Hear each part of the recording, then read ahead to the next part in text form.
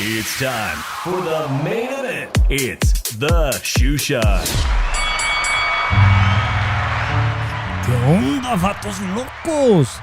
Damas y caballeros, it's your boy Dave in the 702s, coming straight out from the city of Las Vegas as F1 weekend hits the strip.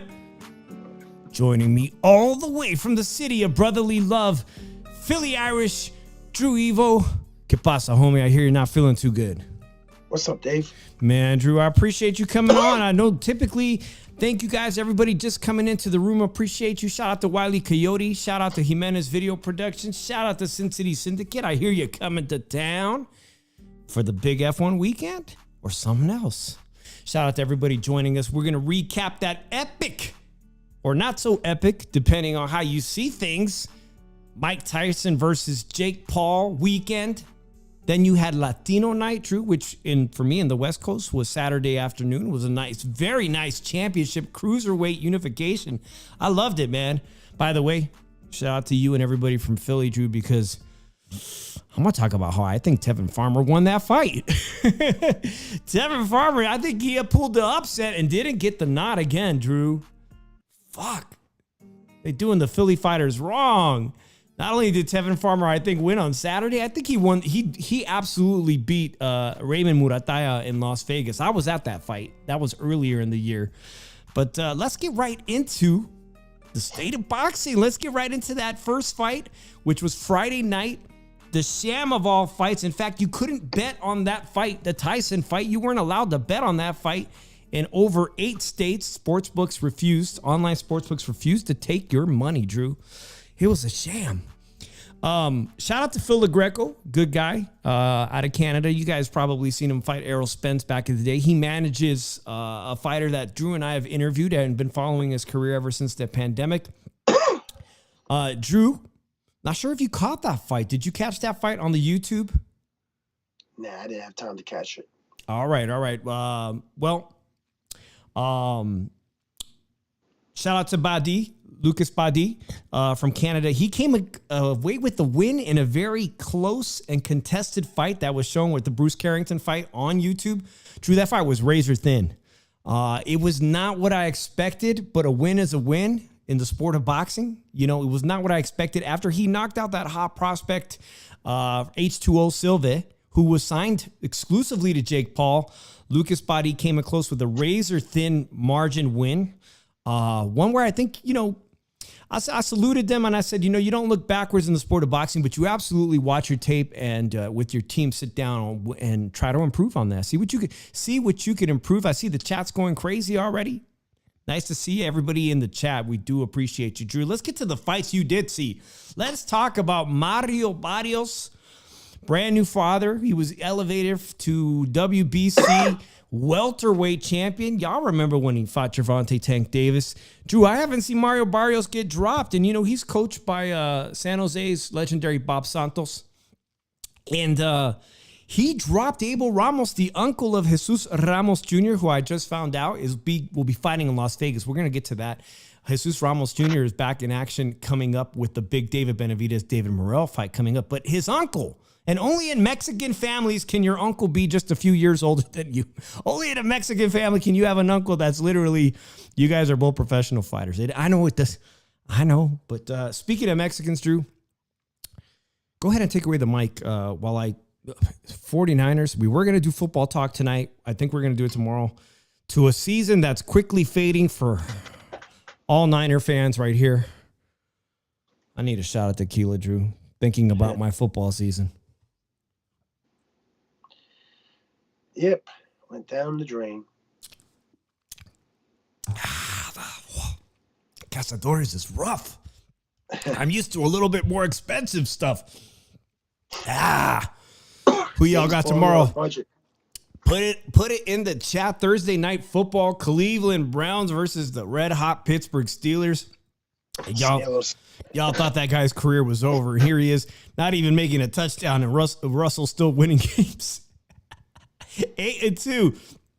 Put it in the chat. Who's winning tomorrow? Thursday night football. Oh man. Drew, Mario Barrios, Abel Ramos. Abel Ramos, I said he's come so close to becoming world champion, and yet it seemed like a moral victory to him and their team. By the way, they're a great family because he got a draw. He almost came away with becoming the WBC just a round more. They exchanged knockdowns, and I think it set the tone for what was going to be an amazing night of boxing on the Tyson, well, with the exception of the main event. But Barrios, he drops Ramos, and later on, just a few rounds, boy, did things change because Ramos ended up putting him on his ass. And that's how it goes. It was a fantastic fight that ended in a draw. And Mario Barrios walks away, still the WBC welterweight champion. Do you look for a unification? What'd you think of that performance? What'd you think of that fight to set the tone for the main event? I had Ramos winning. You had Ramos winning a close fight, yeah. It was a fight. It was a banger of a fight, man. I just enjoyed it. I really didn't even score it. I don't even think, like, I'm sorry, Mario Barrios gets beaten. I don't really, like, he's a champion in a default division. That's more I can say. Like, if he fights unification with anybody, he's going to get his ass kicked. Okay, well, Brian Norman avoided that smoke. $1.7 million was offered for the Boots Ennis fight. You still have Brian Norman there potentially as someone that they could unify. We already know Stanionis is about to settle a fight. Stanionis, the other champion. And then you have Boots Ennis, which future is unclear, but it looks like the Saudis are going to get involved, and he'll be moving on up to 154.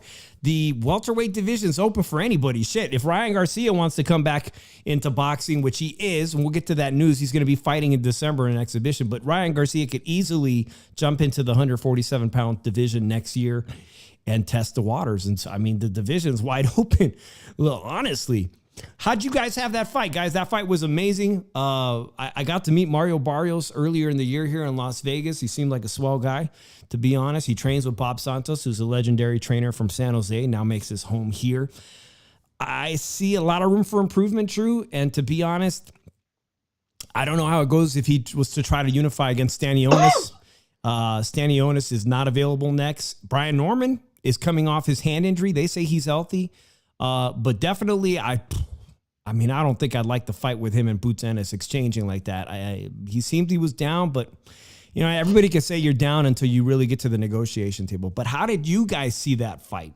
Appreciate everybody in here watching right now. Don't make sure you hit that like button as you come in because it helps us get more traction on the channel.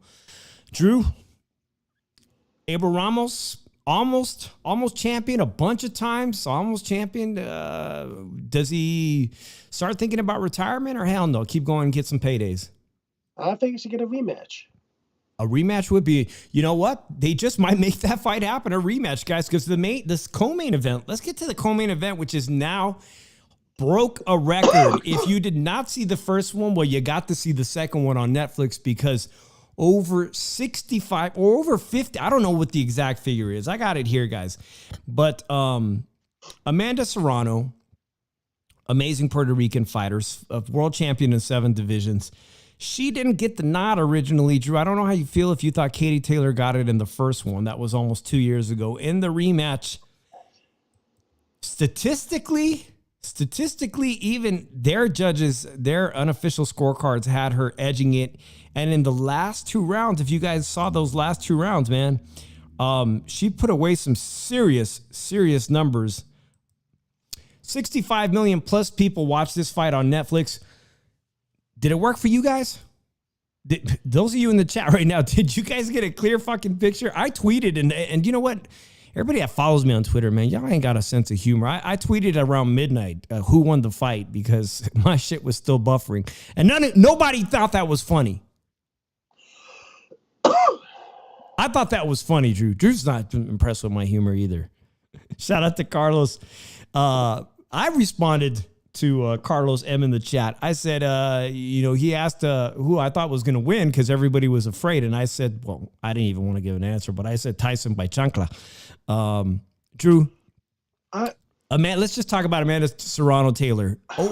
65, 50 million people. Nobody's ever watched women fight, and they got a treat. Did they not? Yeah, I picked Taylor to win, but I didn't think she won. I think she clearly lost. I only scored 3 rounds for her. And, for you to lose, there's no way in hell that you land over 100 more punches than her, almost as accurate as her, and you lose a fight. There's no way. No possible way in hell you lose a fight. If you look at it, Katie Taylor is a dirty fighter. I'm going to be honest. She's a dirty fucking fighter. She leans with her head on everybody. It's a pattern. And so Amanda Serrano's people have every right to complain because she is a dirty fighter. Yeah, you saw that nasty cut. It was almost to the bone. She had to contend with that issue, and yet she still outlanded Katie Taylor. I see the chat saying Taylor is a dirty fighter. Carlos says it. Here's the fucked up part. Jimenez too says it. How the fuck do you lose a fight when they deducted a point off of her? It don't make no sense. Now, normally you would think you saw the disappointment in Amanda Serrano's face. You saw the disappointment. It was quite vivid to everybody watching it across the world on television. But true, today she's singing a different tune because Michaela Mayer, who's in my, intro, Michaela Mayer coming off a humongous win herself this year in a Women of the Fight of the Year candidate for women. But I think obviously Amanda Taylor Serrano too is going to be the hands down winner. And that she was shouting out Amanda on social media saying, hey, if you want to get down, we could do this shit. Michaela Mayer's offering to fight Amanda Serrano, and Amanda Serrano got back to her and said, you know what? Already talked to Katie Taylor. We're in negotiations for number 3 again. Now they made a record. I don't even know the payday they got, but no women have ever been paid more to fight than Saturday night. So naturally, Amanda Serrano only, even though she's probably could have walked away, be 2-0. She's 0-2 against Taylor. And it doesn't seem to fucking matter because instead of going in a different direction, she's saying that's all my focus right now is that third rematch. Get paid again. Paid in full. I look at it like this. This is Texas. Of course you're going to get a bad decision in Texas. Ouch. Shout out to Death Mountain Dragonaut, a new person in the chat. Appreciate you. He says 100% Serrano should have won that fight. Looks like it's unanimous in the chat. I agree, Drew, too. But listen, she's not tripping off of any other female fighters right now, world champions like Michaela Mayer. She just wants that rematch, and it'll probably be highly anticipated. And now every casual boxing fan that got to watch these two women in action they'll be interested in the third one. Shit, maybe they'll even be the main event. It was the main event the first time, right? I look at it, Dave. I gotta beg to differ on this, because why would they watch the third fight knowing that she could get robbed again? The money. Yeah, but people are gonna say, Katie Taylor's gonna get another decision. Well, Amanda Serrano could ask for the fight to be in Puerto Rico. Maybe she could have Edgar Berlanga on the card. They are DAZN. Yeah, they could make it happen on DAZN possibly, Drew. A homecoming fight. Amanda Serrano Katie Taylor. Will Katie Taylor go to Puerto Rico? Oh, man. I got to share this with you guys, Drew. Shit. We're going to do football talk tomorrow, right, Drew? We're going to try. We'll see how you feel. I appreciate you being here, guys. Drew's not doing too good. Got a little bit of a cold. Let's move on to that main event, that sham of a main event that everybody, even I thought Tyson had a chance to win this thing. And then I see him walk in with the fucking knee brace. Excuse my French. He walks in with a knee brace. And I'm quickly reminded, as Carlos M pointed out on X, guy is 58 years old and father time never loses. Father time never. 58 years old, 27 years old. And we were, let's just put it, we are lucky that Tyson made the final bell, Drew, but all kinds of conspiracy theorists are fucking going on their little podcasts and their shows on people with a lot of numbers. Other sports entertainment figures, even former athletes are saying that the fight had a contract. They've come up with this thing that it was in the contract that Tyson couldn't throw an uppercut. I don't know. Do you have the contract? Have you seen the contract? I'll tell you what.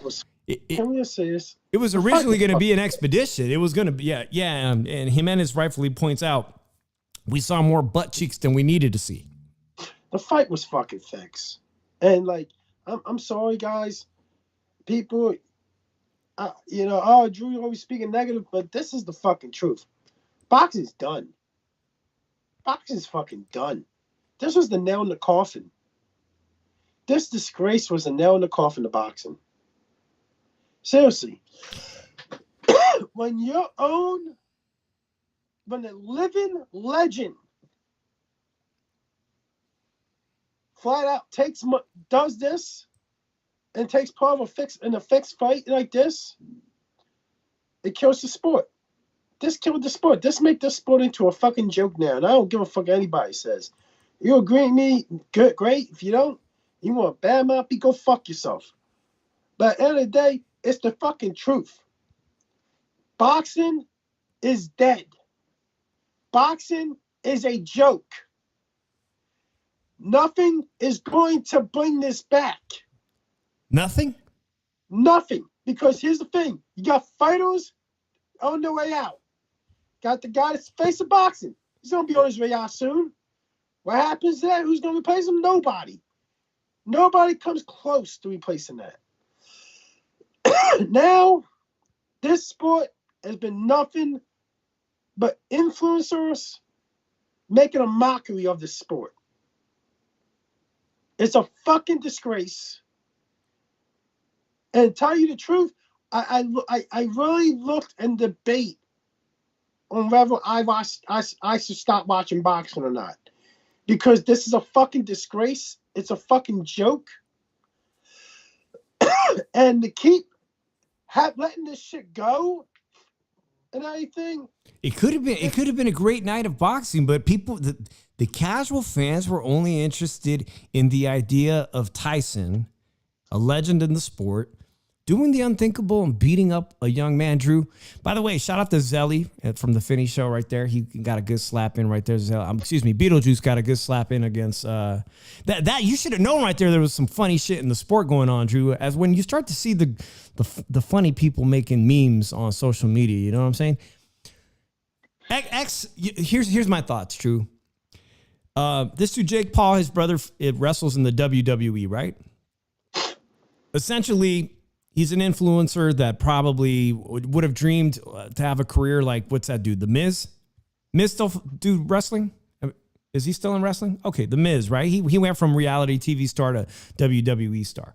Basically, Jake Paul is that guy. His brother's now also doing it, right? WWE. Shit is fixed, just like you said. For the rest of us that actually put money on it, people that put money on the fight, you was suckered into it. You was completely suckered.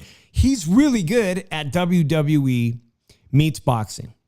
Okay, he's convinced people that shit was going to be real. They had the best marketing team come up with all these videos of Mike Tyson looking incredible. And anybody who knows anything about video editing knows that you can increase the speed of a video clip, which is probably what was done in every single video clip where Mike Tyson looked explosive and he looked incredibly fast for a man of 58 years old. Every fucking clip was sped up. And they got everybody to basically, hey, Partner up with Netflix. Everybody's got Netflix. And if you don't got Netflix, well, you have a Fire sticker. You paid $6 to get Netflix for the month. And voila. What do you get? Yeah, Carlos says those clips were bogus. Shit, even I fell for. I'm like, wow, 58. I wonder if I could do that when I'm. They did the numbers. 65 million people. And because of that, because they made so much money, $40 million for Jake, $20 million for.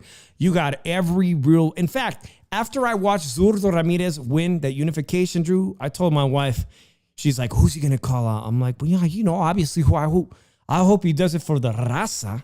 And he's the first person to knock Jake Paul the fuck out into oblivion. But he didn't call him out. But let's talk about the long list of people who do want to knock out Jake Paul for money. How about the heavyweight champion, new heavyweight champion of the world, Daniel Dubois? Yeah, Jake Paul weighs 230 pounds now. Shout out to Daniel Dubois. He wants to give Jake Paul an opportunity for his title. Okay.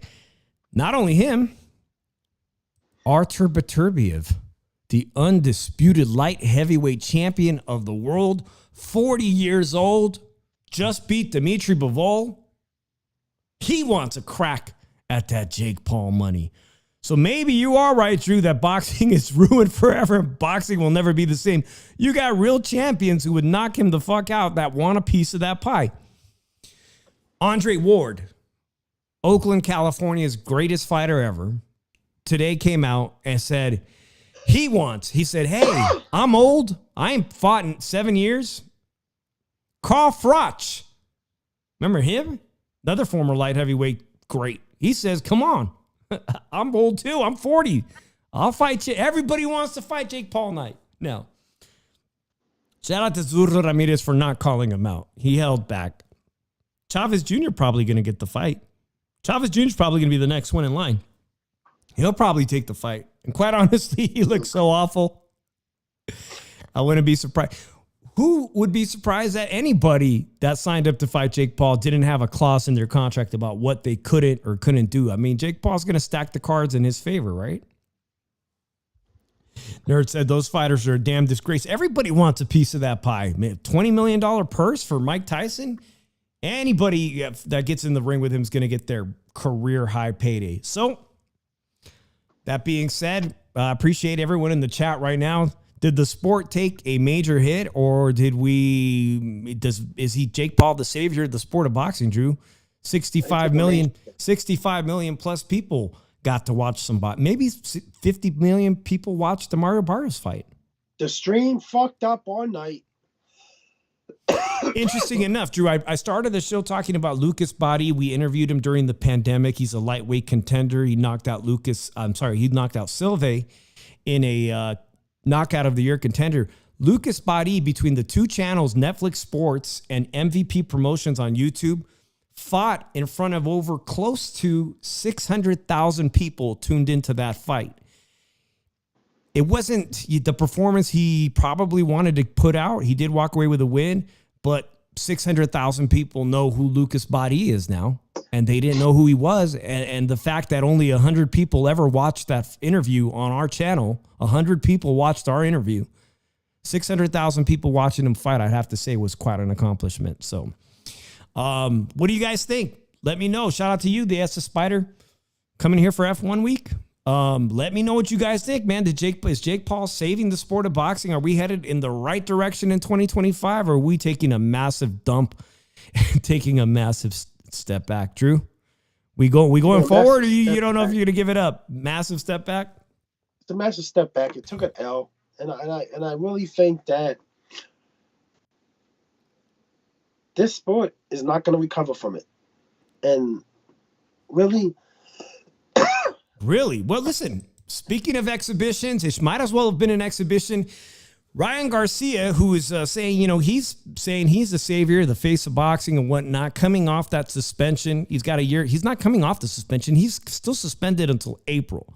He can't wait to get back in the ring. So he found a way around that, Drew.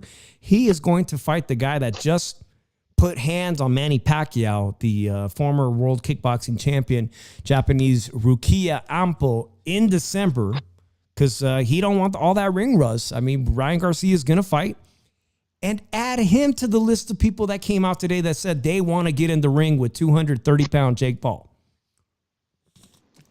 It's a joke. So I guess Ryan Garcia doesn't have any interest in fighting a real boxer. He's going to fight a Japanese kickboxer in December, and he would love to take on Jake Paul immediately after his suspension is lifted.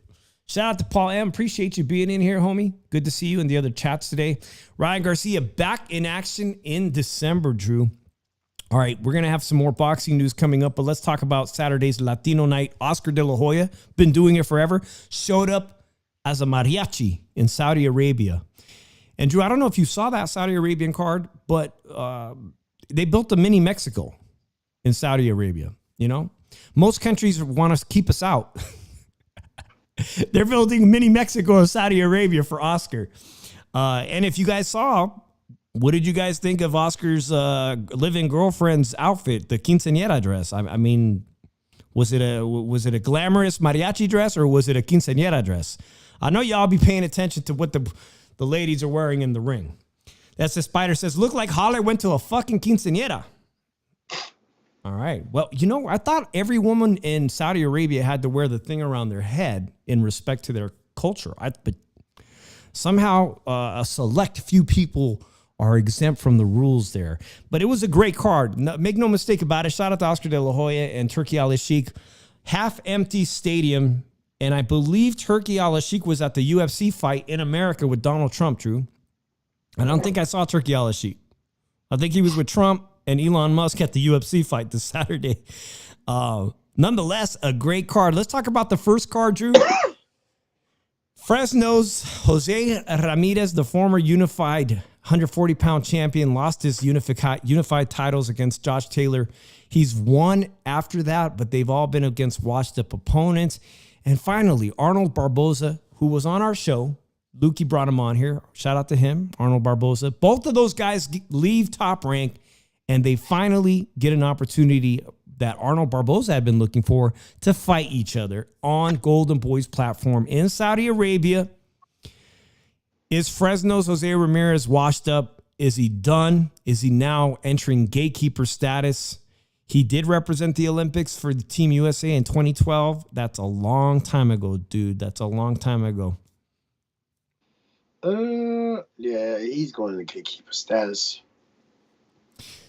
Sad because honestly, Barboza boxed pretty clinically well on Saturday, and he walked away with the deserved win. But recently, when he fought that Irish guy that I had never heard of, man, that Irish guy got robbed. It's just the facts, dude. Like, you beat Jose Ramirez, and you still have an unblemished record. He's now ranked, I think, number one across more than one sanctioning body. So he does deserve a shot at this point. He's done everything clinically right. He deserves a shot at Devin Haney. Maybe Rayo Valenzuela. He deserves a shot against any of them. But how is he going to fare? I don't know, man. I don't know. If Arnold Barboza can't find power, he's going to have to box his way, as Devin Haney does, to a world title. I wish him the best. I wish Jose Ramirez, who's been a great influence in Fresno, has done some amazing things for his community. When Jose Ramirez is ready to wrap it up with his career, that's on him. Nerd says Ramirez, last of the last guard. He should retire alongside Prograis and Taylor. Those are all great former 140-pound champions, including that they were world champions. And you could even throw in Chon Zepeda, who is clearly washed up now. Baranchak, those guys were the former generation greats at 140, and it's now time to think about how to walk away from the sport with all your faculties, and maybe try to get as much money as you can in one or two last fights if you want to go that direction. But let's get on to that co-main. Philadelphia's Tevin Farmer. Drew, I expected a lot more from William Zepeda, who's looking to fight, the greats. They're looking to set up a fight between him and Shakur Stevenson. It looks like that fight is trending in the right direction. What do you got to say about Tevin Farmer's performance? Because he put William Zepeda on his ass. Only one other person has done it. I've seen it. I was at that fight when William Zepeda was dropped by an unknown Mexican fighter. He's been on the canvas before. I thought he won the fight, Tevin Farmer. I just did not think William Zepeda won that fight. I think he clearly lost that fight. It was a clear loss to the fight. I scored it 116 to 111. With that knockdown. And yeah, with the knockdown. And I'm like, what the fuck? Now, sometimes CompuBox numbers don't tell the tale of the story. And to be honest, when you look at CompuBox, you're like, well, fuck, this guy's a pay to one. But that's not how you score. You score round by round. And sometimes, even though you landed less punches, if they're cleaner and more effective and you're countering all night, you could still pull off a win, even if you don't land the greater numbers via CompuBox. This doesn't tell the story. It also doesn't tell the story of the knockdown. It was very close. In fact, this is another fight like the Mario Barrios fight that could have ended in a draw or could have gone in Farmer's direction, or at the very least, they should be talking about an immediate rematch. At the very least, you know, I don't know if you really did enough to outpoint and beat Farmer. And Farmer, to be honest, man, I seen him work Raymond Murataya here in Las Vegas. I feel bad for Tevin Farmer, the former world champion at 130, moving up to 135 and having spectacular performances twice in a row. And being told you lost, man, that's fucking hard. That has got to be really hard on a fighter's psyche. The guy don't deserve to be done like that 2 times in a row in 2024. He's definitely... Tevin Farmer is world-class at 135, Drew. Stay with me, guys. I know Drew's... it looks like he's getting sleepy, but he's a little bit sick. It's almost 11:21. I appreciate you, Drew. We'll get on to this main event. How did you guys have it? Did Tevin Farmer do enough? If you saw that fight, is he gotten the biggest shaft in 2024? Zurdo Ramirez, the former 168-pound champion. I remember he fought a Philly fighter, didn't he, Drew? Jesse Hart. Yeah, back in the day, I thought, okay, Zurdo's the biggest 168 Mexican pound fighter I've ever seen in my life. Now we got the Mexican monster, moved up to light heavyweight. Nonetheless, Zurdo's appearance at light heavyweight was awful. It changed his career. He had one fight. Then he got the title fight against Dimitri Bivol and was just embarrassed by Dimitri Bivol. At cruiserweight, he fights Joe Smith. I got to see that fight. A couple fights later, man, he's world champion, and now he is unified cruiserweight champion. He has more belts than Jai Opetaia. What did you think about that performance against Smith? And by the way, shout out to that dude Smith. Hey, man, he gave it everything he had. Did you see what he looks like after the fight? It's a really good fight. So yeah, that dude had no quit, and I appreciate that guy, how much effort he put. He brought a belt to the table. He could have stayed in the UK and not tried to unify and just fought domestic opposition at cruiserweight. You know, it's not a division a lot of people watch other than Jai Opetaia. But where's that picture? I got this picture of him, dude. He took a pretty good beat down on this fight, but he never quit, always came forward, busted his fingers, busted his hands. Obviously, you guys can see he sustained some pretty good cuts to both eyes, top of the eye, nose bridge, and nothing but good sportsmanship after that fight. It's only one belt that is in the way of Zurdo versus Jai Opetaia. Unifying for one of those guys is going to walk away undisputed, and it sounds like he's down, dude. So how do you like Jai Opetaia versus Zurdo Ramirez if it was to happen next?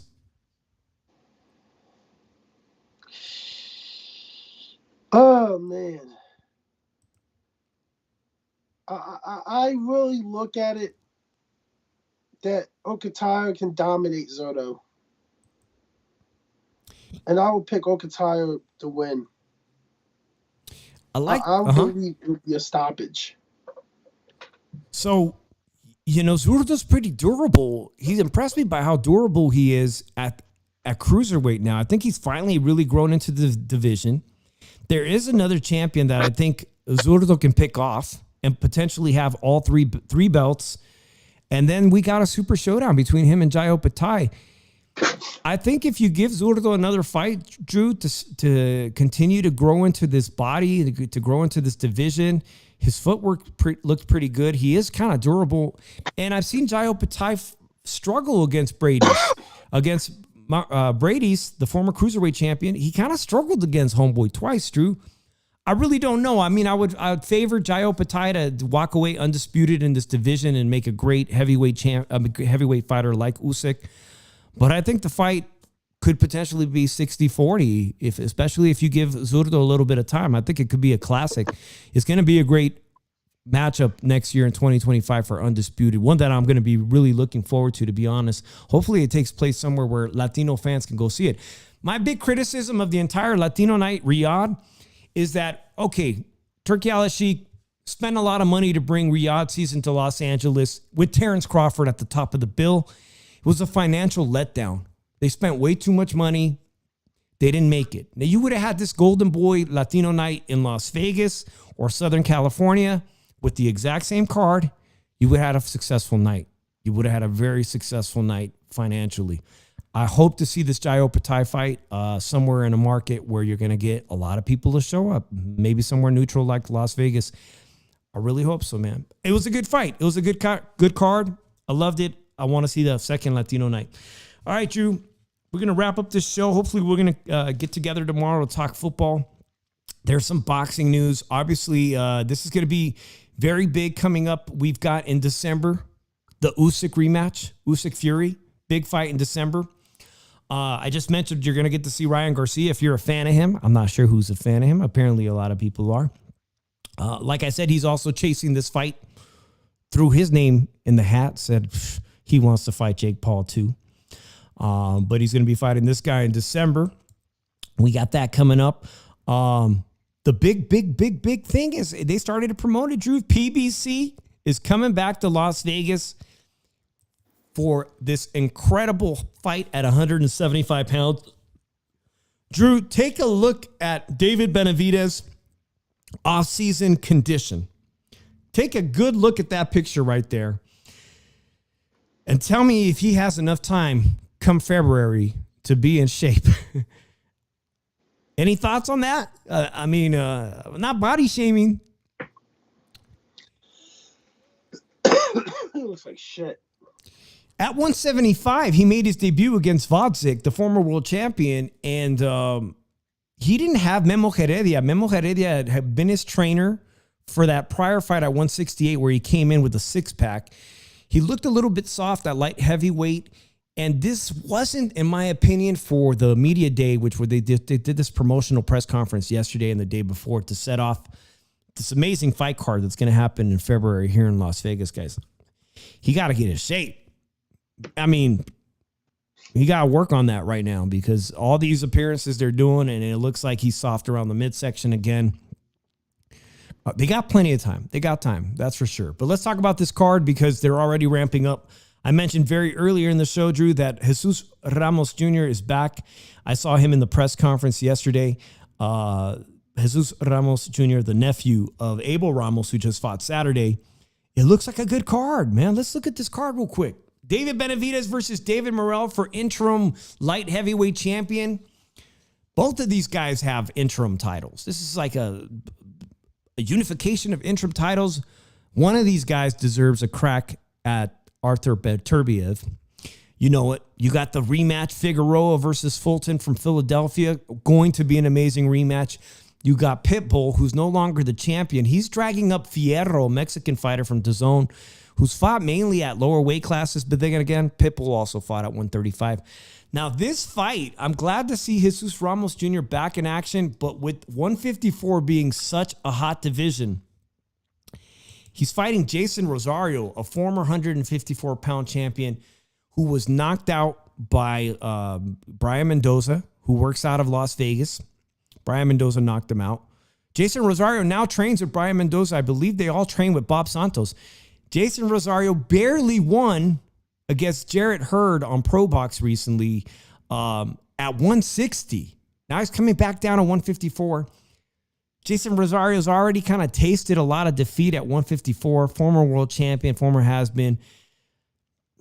I mean, for Jesus to add that guy to his resume, it doesn't really say much. It's still going to be a tough fight because the guy is a former world champion. But it almost feels like taking a step back. It's taking a little bit of a step back. You know what I'm saying, Drew? He didn't look that great on Pro Box, for me to be honest, and I think Jesus is going to smoke the guy. Brian Mendoza did. Brian Mendoza knocked him out. After this fight, it's going to be time to start talking about Jesus versus other guys like Xander Zayas, who's also an undefeated contender. Or maybe looking at some of these other guys. Now, Drew, 154 is a hot division. Bohacek is fighting in December in Saudi Arabia. There's another fight. Yeah, Bohacek, I believe, is going to be on that Tyson Fury rematch. Bohacek versus Israel Madrimov. Amazing fight at 154. Those are the kind of fights that I'm talking about. Appreciate everybody in here. Appreciate Jasmine Love coming in here to say hello. Appreciate everybody that's come up and spend some time with Drew and I tomorrow. If you're feeling up to it, I know you're dealing a little bit with this cold and whatnot. We'll do our football talk. We'll do our football talk tomorrow. Do all our predictions for Week 12 NFL. I appreciate everybody that's been in here. If you haven't hit the like, do that. What are your final thoughts, man? I thought there were some amazing fights right off the bat. I'm gonna tell you right now that Ramos versus Barrios fight was amazing. Serrano versus Katie Taylor, women's fight of the year. Probably the best women's round I've ever seen. 12th round was phenomenal. Tyson card, Mike Tyson, that shit was a joke. Then you had some great fights on Saturday with Oscar De La Hoya. I really enjoyed all of that entire card. But what about you? There's just too many bad decisions this weekend for me to say something. Boxing took an L this weekend. Yeah. All right, Drew. I agree with you, man. Like you said, I think you said you had Abel winning. You had Kevin Farmer winning. They didn't get the nod, and everybody got to see Amanda Serrano, get robbed. Yeah, I kind of agree with you on that. Let me know what you guys think. Let me know in this comment section of this thread. Let me know you watched it. I appreciate seeing everyone in the chat. Real quick, Nerd, Jasmine Love, Sin City Syndicate. Tell me in the comments section, Paul, everybody, Jimenez was in here. What fight was the biggest robbery? What just didn't make sense? And let me know. Did we take a big step back? Did Drew and I still have a future talking boxing, or is it really horse racing, as Sin City Syndicate says it? Where do I take the channel? But ain't Shoeshine Boxing, what is the channel? All right, man. I'm Dave in the 702 from Las Vegas F1 weekend. It's been great. Drew, I hope you feel better, man, and hopefully we'll be back tomorrow. Look out for the thumbnail. We'll do some football talk and do our Week 12 NFL picks tomorrow right here on Shoeshine Boxing. Until then, peace out, everybody.